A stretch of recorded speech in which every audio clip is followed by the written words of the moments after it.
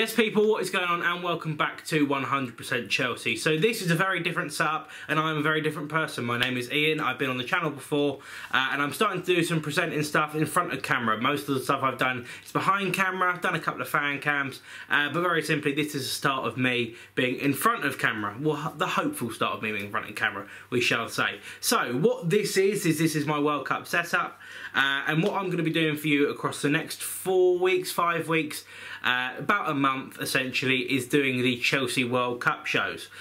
So it's going to be me, Lawrence, probably Lewis as well. It's going to be split between the three of us, basically doing the Chelsea players that are at the World Cup itself. So of course the World Cup starts on the 14th against, with Russia against Saudi Arabia in the first game at Luzhniki Stadium.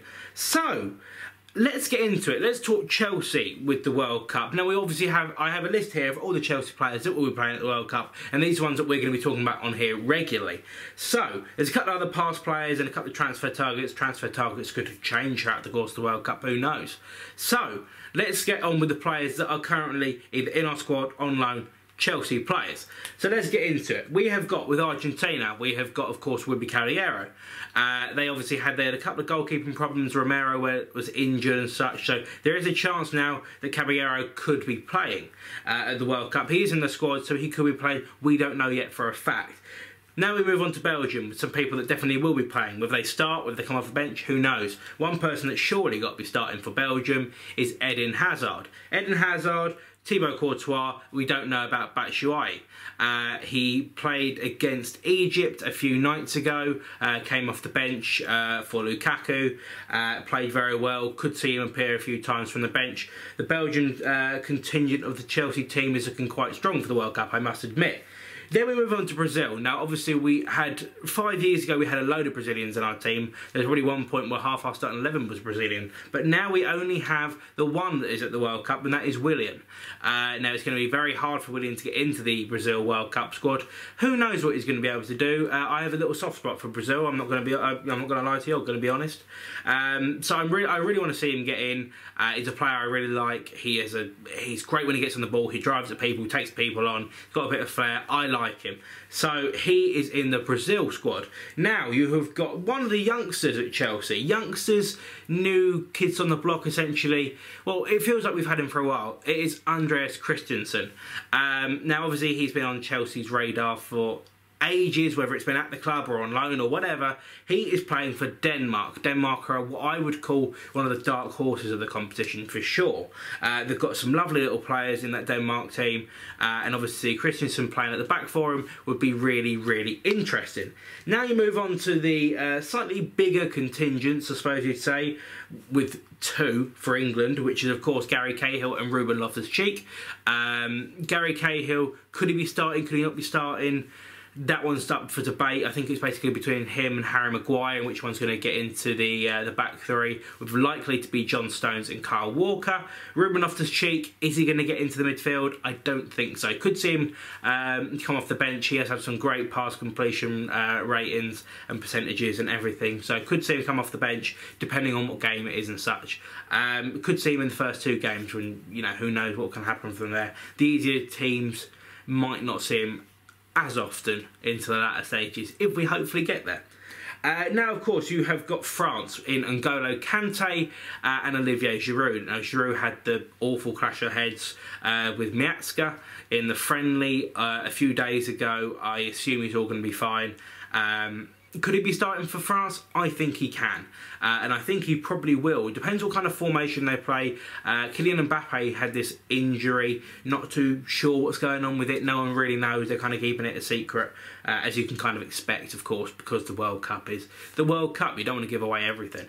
So he could be playing for France, definitely. One person who for sure will be playing for France is N'Golo Kante. He'll be playing in midfield with probably Matuidi and Pogba, or definitely Pogba.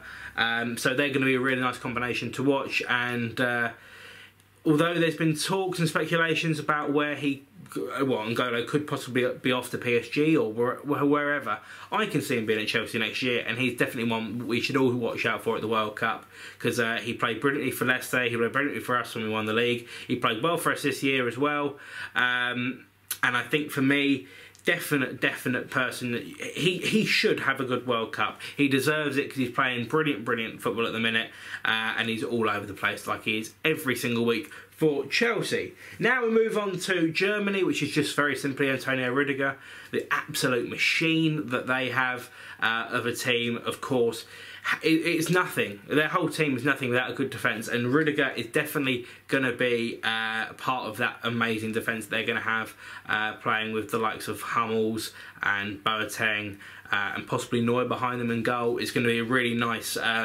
outfit, I'd say, to look at, the German side for sure. You've got Nigeria. Now you've got Ola Aina. You have got Victor Moses. We're of course going to keep our eye on the lovely Mikel.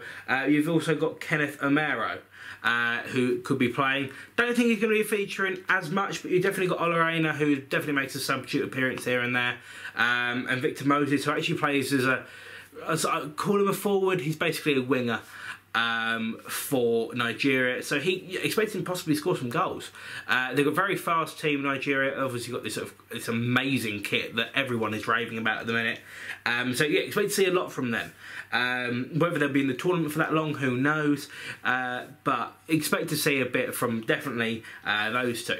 And the other one, you have to say, the last Chelsea player that we're playing at the World Cup is Cesar Azpilicueta. Now obviously that list should be a lot more full in terms of the Spain contingency at Chelsea with like Pedro, Alonso, Fabregas, but there's been a big change, and of course with the now with the Spain team not having a manager technically, unless it all changes by the time this video goes out, they very simply don't have a manager, so who knows what's going to go on with that Spain team. But the likes of Fabregas, Alonso, Pedro have not been selected, so there we go. Cesar Azpilicueta is the only player that's selected. Is he going to play? It's going to be very tough competition with him, Ramos, PK, and a handful of others, so it's going to be interesting.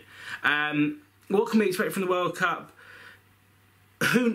This whole World Cup, normally there's kind of like set favourites, or you know, 1 or 2 nations, but there's about 3, 4, 5, 6 nations that could very easily turn up at this World Cup.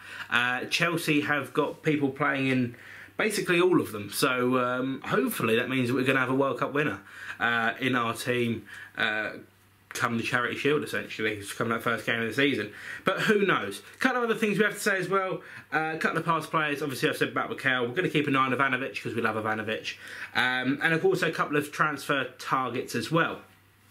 The likes of Higuain, Lewandowski, Koulibaly, handful of others as well. That also, and possibly more, depending on who has a great World Cup and who does this and who does that, and whatever the talk is saying, which of course can be seen on all our transfer shows. So let's get into the actual games itself, previewing the ones that are coming up. So we're going to try and do these videos every few days, so whether it be something along the lines of every 3 days, 2 days, I don't know, it depends on what happens and who's playing and such. But first game, Russia versus Saudi Arabia. Haven't got any Chelsea players in it. I think it's going to be a really cagey affair, probably going to be a Russia win. Haven't got anyone in the Egypt-Uruguay game. Haven't got anyone against the Morocco and Iran game. Haven't got anyone in there. The first one we have is Cesar Azpilicueta, aka Dave. Is he going to play against Portugal in the first game? Now obviously this one has taken a mass amount of importance now, because obviously the Spanish manager has been sacked, or whatever you want to call it. Either way, he isn't there anymore, so it could be interesting. Portugal aren't a team that normally start well at tournaments, but if they can see that there's a small chance that they can go and beat Spain, and which would then mean probably they would win the group, I think they're going to try and take it. So it's going to be a really interesting affair, that very first game. I don't know if Dave will play. I hope he does. I like him very much. I do also like the Spanish fullback, the right back very much as well. Not Carvajal, they have another youngster who is very good, whose name I've completely forgotten. Very nice player though. So I don't think he's going to get in at right back. I think it will be at centre back, if anywhere. Do I think he's going to play? Probably not. He could come off the bench depending on the game itself. If they go ahead and they need to defend a lead, then I can see him probably coming on. But that is it from Spain for that game, because we haven't got anyone else. Otherwise I could have had a long in-depth conversation about all the Chelsea players. There's not enough in there, unfortunately. Now the next game of the tournament is France against Australia. Now of course we've got N'Golo Kante and Giroud. It will be very interesting to see this, because Australia, one of those teams at World Cups, they manage to turn up.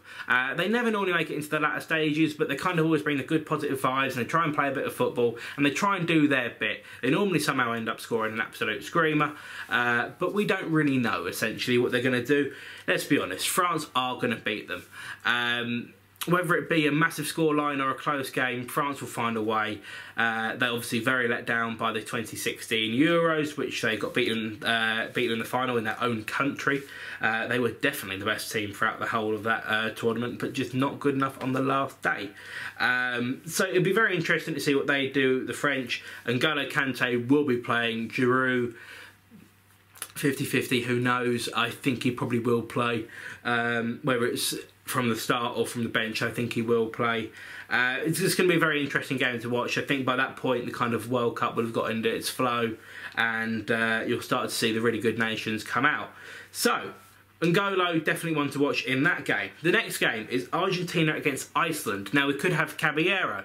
Obviously there's been a couple of goalkeeper concerns, as I mentioned before. But could he play? I think he's got a great chance of playing, yeah. He didn't have the best. I think his debut finished... he's only had 3 caps, I believe. It's not many at all for Argentina. And I believe his debut ended in a 7-1 defeat to Spain. So not great for him. But look, he's going to try and go at it with his all, essentially. And Iceland are a team that they're not known for scoring vast amounts of goals. So... it's hopefully going to see him in net for Argentina, but who knows? Haven't got anyone else playing in that game, so we will move on to Peru against Denmark. Now Peru are a team that have got a lot of pace. Very simply, they've got a lot of pace. Christensen playing at the back, I think he'll be all right. I've personally been getting a lot of stuff on Twitter and loads of different sort of forms of social media, as well as my own videos, saying that I'm underestimating Peru at this World Cup. And look, I hope every team is better than I believe they could be, and then it'll be a great tournament. But I do think Denmark are going to be one of those ones that manage to go into the latter stages. And I think that Denmark are definitely going to be one of those teams that have a strong defence. They will not go and beat teams 4-0, 5-0. They'll probably go and beat teams 1 or 2, 2-1 maybe, who knows. The likes of Christensen going forward, they are creative, but I think they also know when to kind of stop as well. And that's going to be a massive thing for Christensen. Just keep himself there where he needs to be, and just do his job. That's all he can do, is just do his job. So I think it'll be very interesting for Christensen, definitely. Then you've got Croatia against Nigeria. Now, obviously, we've said about possible players who could play. The ones that definitely play will be Victor Moses, and our legend is John-David Mikel. Mikel will play centre midfield. Moses will play as probably a right winger. They did this weird thing when I saw him a little while ago, where they played him at left wing, and it didn't really work at all. So they'll probably play him at right wing. Do I think Croatia are going to beat Nigeria? Yes, I do. I think Croatia are one of the nicest sides at the World Cup in terms of player for player, and I think they could be a very decent side to watch. They're one of those ones that are going to be very hit and miss, but I think definitely in the first game they will beat Nigeria. So that is it for the predictions and such. Obviously, this is only half the games, just the ones that are coming out before Saturday, and then we're probably going to do another video on Saturday, kind of previewing the games to come, and then obviously reviewing the ones that I've just spoken about. So it's going to be very, very interesting. I don't know which one of the three of us is going to do it. Could be Lawrence, could be Lewis, could be myself. I'm not 100% sure. But very simply, that's just predicting or kind of going through the first few games from a Chelsea point of view. We've got 15 players, I believe it is, at the World Cup, and some other people are going to take a bit of interest in as well, of course. And it could be a very good tournament for us. We have a lot of the players that we have playing for us are quite nicely spread against what we'll call the big boys. So it could be very, very, very interesting for us. So that is it from me. Make sure you subscribe to the channel. Make sure you check out the channel socials. Make sure you check out my socials. They'll be in the description down below. Make sure you check out my channel for all the World Cup videos I'm doing. Most importantly, make sure you subscribe to the channel. Make sure you support your nation at the World Cup. Make sure you enjoy the World Cup, and we will see you here for some more regular content for the World Cup from a Chelsea fan point of view. Thanks for watching. Take care.